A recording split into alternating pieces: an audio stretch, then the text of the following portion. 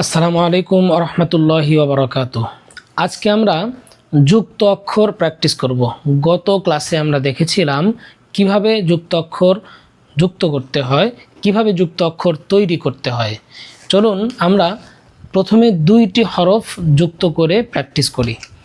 যেমন এখানে আইন লাম, আমার সাথে সাথেও আপনারা বলার চেষ্টা করবেন।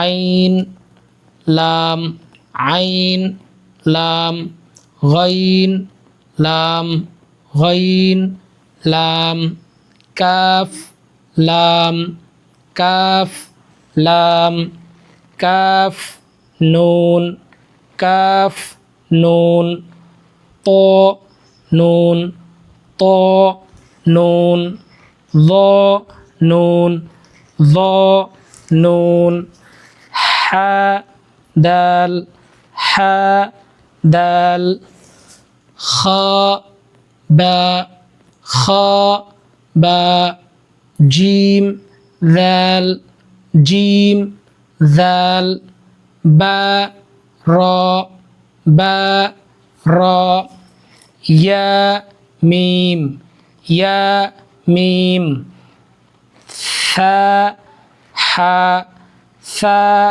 হা, সা হা, তা সিন, তা সিন, কফ কাফ, কফ কাফ। এরপরে এই দুই লাইনে আমরা তিনটা হরফ কিভাবে যুক্ত করতে হয় এটা দেখব। বা লাম বা, বা লাম বা, বা হা মিম, বা হা মিম, সা মিম জা, সা মিম জা, খা সিন ইয়া, খা সিন ইয়া, শিন মিম সিন, শিন মিম সিন। এবারে নিচের লাইন গাইন ইয়া র, গাইন ইয়া র, বা সিন মিম, বা সিন মিম, নুন ফা সিন। এগুলোতে দেখেন আমরা শুরুর অংশ দেখেই চেনার চেষ্টা করছি। আমরা আগের যে দুইটা ক্লাস, এই দুইটা ক্লাসে প্রত্যেকটা হরফের শুরুর অংশ আমরা চিনেছিলাম এবং কিভাবে যুক্ত করতে হয় সেটাও চিনেছিলাম। আজকে তার প্র্যাকটিস করছি। চলুন আমরা বাকিগুলো প্র্যাকটিস করি।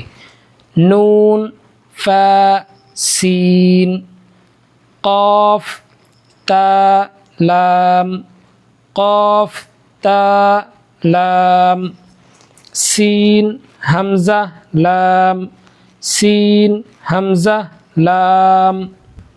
খুব সহজেই আমরা যুক্ত অক্ষর শিখে ফেললাম। আগামী ক্লাসে আমরা নতুন একটা বিষয়ে চলে যাব, নতুন একটা বিষয় শিখবো ইনশাআল্লাহ। আগামী ক্লাস দেখার আমন্ত্রণ জানিয়ে আজকের ক্লাস শেষ করছি। আসসালামু আলাইকুম ওয়া রাহমাতুল্লাহি ওয়া বারাকাতুহু।